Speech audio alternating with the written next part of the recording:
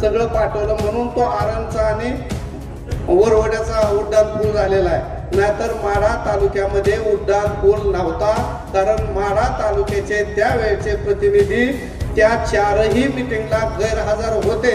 ज्या गोष्टी मोडलींच्या दृष्टीनं अतिशय चांगल्या व्हायला पाहिजे होत्या त्या गोष्टी करण्याकडं दुर्लक्ष जाणून बुजून केलं होतं. आणि हे मला बघत होतो, पण माझी ताकद काय आडवं जाण्यासारखी नव्हती. खरं बघितलं तर आपण जर सत्ताधारीमध्ये अपक्षमध्ये असतो तर अजून ह्याच्यापेक्षा लय मजा करता आली. खरं बघितलं तर मी 40 वर्ष झाला बा ह्या मुर्लेम, आरण, माढा तालुका आणि या राजकारणामध्ये सक्रिय आहे. मुर्लेमच्या बाबतीत अनेक गोष्टी व्हाव्या अशा वाटत होत्या, पण काही झाल्या नाही. आमच्या मार्केट कमिटीचे जागा जी आहे ती सगळी जागा खरं बघितलं तर त्याचं म्हणजे त्या ठिकाणी टेंभुर्णीसारखी सगळी दुकानच होणार होती. पण आमचा पोपट दोबाडा आणि शैलेश एक आपले शहा या दोघांनी खंबीर भूमिका घेतल्यामुळं ते 4-2 आडती आहेत त्या तरी आडती राहिल्या. मार्केट कमिटीचा सगळ्यात शेष जास्त मुर्लीम मधून जातो आणि मुर्लीमच्या पैशावर बाकीच्या गोष्टी चालतात. म्हणून मुर्लीमच्या कडेला 10-20 एकर जागा घेणं गरजेचं होतं, परंतु ती घेतलेलं नाही. या रोडच्या बाबतीत 40 वर्ष झाला आम्ही ह्या रोड कॉन्क्रीटचा व्हावा या दृष्टिकोनातून प्रयत्न करत होतो, परंतु अद्यापपर्यंत ती कॉन्क्रीटचा रोड झालेला नाही. आबा तुम्ही लक्ष घालावं आणि डिवायडर सहित वरच्या पालखी मार्गाच्या चौकापर्यंत एक कॉन्क्रीटचा रोड व्हावा अशी अपेक्षाही व्यक्त करतो. याशिवाय ज्या वेळेला आबा नॅशनल हायवे ची निर्मिती होत होती, मला आता कोरोनांना सरपंच होते त्यावेळेला, त्यावेळेपासून आम्ही त्यावेळेलाही प्रयत्न केले की बायपास व्हावा आणि ही जी रोडच्या तिथं जी प्रॉब्लेम निर्माण झालेले आहेत, अगदी भीमानगरची नदी पासून सोलापूर पर्यंत हे प्रॉब्लेम दूर करण्यासाठी तत्कालीन आमदारांची, मला वाटतं त्यावेळेला आम्ही ज्या वेळेला त्या मिटिंगला म्हणजे आम्ही बाहेर असायचो, पण त्यावेळेला मिटिंगला मला वाटतं ढोबळे सर मोहोळचे आमदार होते आणि ढोबळे सरांनी मोहोळच्या बाबतीत मोहोळला कसं खाली उतरावं, मोहोळला कुठनं वर चढावं आणि सोलापूरला जाणाऱ्याला कुठलाही अडथळा न होता रोडवरनं कसं पास होऊन जावं या दृष्टिकोनातून प्रत्येक म्हणजे भीमानगर पासून सोलापूर पर्यंत 4 मिटिंगा झाल्या. पण आता कसं होत आहे, मी बोललं की थोडस वाईट बी वाटतंय त्यांना, पण परिस्थिती अशी आहे की खोटं बोलून म्हणजे कसं चालायचं, कुठवर खोटं बोलायचं. तर त्यावेळेला 4 मिटिंगा झाल्या, त्या 4ही मिटिंगला आपले आमदार हजर नव्हते, म्हणून ही मुर्लीमचं रेल्वेचा तिथला जो प्रॉब्लेम सगळा निर्माण झालेला आहे. मला तर बाळासाहेबांनी 1-2,000 सह्या गोळा केल्या, मी 3,000 सह्या गोळा केल्या आणि दिल्लीला सगळं पाठवलं, म्हणून तो आरणचा आणि वरवड्याचा उड्डाण पूल झालेला आहे. नाहीतर माढा तालुक्यामध्ये उड्डाण पूल नव्हता, कारण माढा तालुक्याचे त्यावेळेचे प्रतिनिधी त्या 4ही मिटिंगला गैरहजर होते. आता ही जर मी म्हणलं तर पुन्हा अजून खोट्यात चुका करतोय, माझ्यावर काहीतरी दुसरा दावा लावायची अशी परिस्थिती निर्माण होते. आबा मुर्लीम हे गाव बाळासाहेबांनी सांगितलं त्यावेळेला महाराष्ट्रातलं सगळ्यात मिरचीचं आगार असणारं गाव, पण ह्या गावाची ती ओळख पुसली. आमच्यातील बरेच व्यापारी या ठिकाणी निघून जाऊन बारामतीला काही जण गेले, अकलूजला काही जण गेले, टेंभुर्णीला काही जण गेले. या सर्व गोष्टीला कारणीभूत जर घरातलं कर्त माणूस आहे तसं तालुक्याचं कर्त माणूस म्हणलं तरी बी वाईट वाटतंय. ह्या गोष्टी अवघड आहे. मी तुम्हाला म्हणजे मोडलेमचा आदर्शनगरचा रोड 22 फुटानं व्हावा म्हणून मी प्रयत्न केला. टेंडर मंजूर झालं, पण आता दत्ताबापू आला होता, त्यांना विचारा, ते 10 फुटाचाच करावा लागेल असं सांगितलं. मी ज्या वेळेला आडवं लावलं आणि लापा खराय का, त्यावेळेला सत्ताधारी मूल्य मधली कंपनी आणि मी ह्याच्यातला समेट होऊन 22च्या ऐवजी 16 फुटाचा रोड झाला. अशा पद्धतीनं ज्या गोष्टी मोडलींच्या दृष्टीनं अतिशय चांगल्या व्हायला पाहिजे होत्या त्या गोष्टी करण्याकडे दुर्लक्ष जाणून बुजून केलं होतं. आणि हे मला बघत होतो, पण माझी ताकद काय आडवं जायसारखी नव्हती. ज्या वेळेला तुम्ही उभा राहिला त्यावेळेला मला वाटलं की जुळायसारखं आहे, आणि ते जुळायसारखं आहे म्हणल्यावर काय स्वतःचा फायदा असेल ते होईल पुढं, पण काय निदान तालुक्याचं वाटोळ होतंय, तालुका थांबलाय विकासापासून.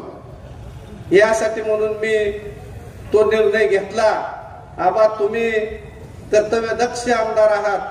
अतिशय म्हणजे माढा तालुक्याचं नाव विधानसभेमध्ये त्याच्यापेक्षाही पुढची गोष्ट, किती ते जरी वेळाला प्रत्येक गावाचं नाव आलं, पण त्यापेक्षा मला त्या दिवशी मुंबईला गेल्यावर वरच्या ह्याच्यात बसल्यावर गॅलरीमध्ये बसल्यावर बघायला मिळालं, इतका आनंद झाला मला की तालिका अध्यक्ष म्हणून आबा बसलेले होते आणि आलेले मंत्री सुद्धा आबाला म्हणजे आपल्या माढा तालुक्याच्या आमदारला असा झुकून नमस्कार करायचे.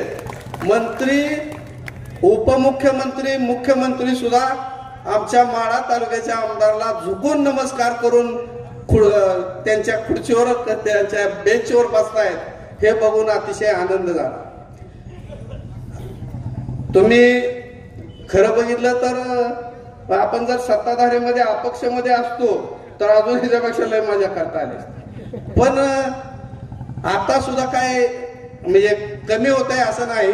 मी तुम्हाला म्हणजे जास्त बोलणं चुकीचं आहे, पण उशीर झालेला आहे. पण एक गोष्ट सांगतो, हजारो गोष्टी आहेत त्यातल्या, की आपल्या मुडलीमच्या ओढ्याला कॅनलचा दर्जा मिळावा म्हणून मागच्या आमदाराकडे मी शेकडो वेळा प्रयत्न केला.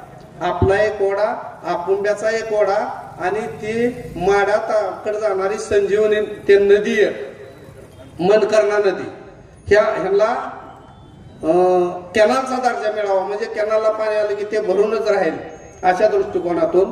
पण ते झालं नाही. पण ज्या दिवशी मी आबांना ती मागणी केली त्या दिवशी आम्ही गुरसाळीच्या कारखान्यावर जाऊन बसलो आणि त्यावेळेला त्यांना एक कल्पना सांगितली की भेंडमध्ये 42 एकर ऍक्विजिशन केलेलं एक काळं तळ आहे आणि त्या काळ्या तळ्यामध्ये पाणी टाकायसाठी एक 20 मीटर म्हणजे 60 फुटाचं पाणी उचलून जर टाकलं तर पडसाळी, भेंड ते 42 एकराचं जर तळ भरून राहिलं तर मोडलीमचा ओढा 6 महिने वाहत राहील.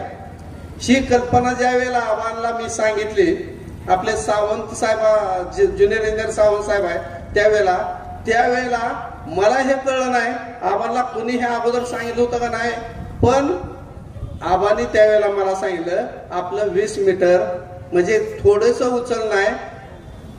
त्या भरणे मामाने, तो एक चांगला आमदार आहे भरणे मामा, त्या भरणे मामाने त्यांच्या तालुक्यामध्ये लाकडे निंबोळी काहीतरी एक उपसा जलसिंचन योजना आहे उजनी धरणावर केलेली आणि ती 4 ठिकाणी उचलून पाणी नेलेलं आहे. मग आपल्या उपसा जलसिंचन योजनेवर एक बार उचलायला काय हरकत आहे. हे आबा म्हणल्यानंतर माझ्या डोळ्यापुढे चांदण्या चमकल्या.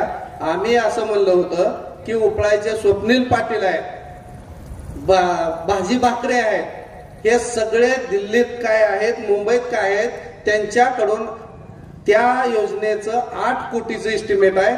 ती आम्हाला आबा ह्या सगळ्यांकडून 8 कोटी मिळवून द्या. आमच्या त्या तळ्यात पाणी गेलं तर पडसाळीचं आणखी काय त्या ठिकाणी ओलिताखाली येते. आमचा मुडलिमचा वडा 6 महिने भरून वाहतोय, म्हणजे कायमस्वरूपी पाणी वाहत राहील. हे आबानं सांगितलं. आबा म्हणले 8 कोटी तिकुंडे CRS मधनं कशाला घ्यायचे, आपण शासकीय ह्या दुसऱ्या योजना 4-4 वेळा उचलले आहेत, तसं आपलं का उचलून देत नाही ते म्हणून भांडू आणि शासनाच्या खर्चातनं ते मंजूर करून घेऊ. ह्याच्यापेक्षा अजून इतक्या लवकर अजून 8-9 महिने व्हायचे, तोपर्यंत तालुक्याच्या योजनाचा इतका लहान अगदी बारीक सारीक विचार करून अतिशय चांगल्या रीतीने कामकाज चालू आहे. जास्त बोलण्यापेक्षा आपण सर्वजण म्हणजे वेताळ परिवार असेल, काही कंपनी या ठिकाणची आली नाही. आबा जसा तुमचा पंढरपूरमध्ये वेताळ पांडुरंग परिवार आहे, तसा आमच्यात सुद्धा पांडुरंग म्हणजे अभिजित आबाचा विचार परिवार, त्याला काहीतरी नाव देऊन करावं वाटतं काय की आमच्यातलं जे काय काय आहे, कुणाचं तरी काहीतरी दुखणं जे आहे त्या दुखणं म्हणजे मी कोणच्या पक्षाचा, मी कोणच्या आपला मनसेची सगळी येऊन सत्कार करून गेली, भाजपची येऊन आता सगळे म्हणजे, तर आमचा सगळ्यांचा माढा तालुक्याचा विकास करण्यासाठी एक परिवार स्थापन करा आणि त्या परिवारामार्फत गट तट सगळं विसरून अभिजित आबाचा मुडलिमचा परिवार म्हणून सगळ्यांनी एकत्रित यावं आणि तुमची ग्रामपंचायत लढवावी. म्हणजे तुम्ही 100% यशस्वी व्हाल. तुमच्या ज्या आकांक्षा अपेक्षा आहेत, शिवाजी सुर्वे त्यांच्या तेवढ्याच आकांक्षा आहेत, कुरणांच्या त्यांना बी गावाचा विकास करायचा आहे, बालाजी पाटील असतील त्यांना बी विकास करायचा आहे, प्रकाश गिड्डे असतील त्यांना बी विकास करायचा आहे. तुम्हाला जर विकास करायचा असेल तर कुठल्या तरी एका झेंड्याखाली यावं लागेल, तरच मुडलिमचा विकास होईल. त्या दृष्टिकोनातून सगळ्या गावकऱ्यांनी ह्याला एक करायचा प्रयत्न करावा अशी विनंती करतो. आणि पुन्हा एकदा अभिजित आबांनी अतिशय चांगल्या रीतीने काम केले, त्यांना पुन्हा एकदा मुडलिम कराच्या वतीनं शुभेच्छा देतो आणि मी माझे 2 शब्द संपवतो.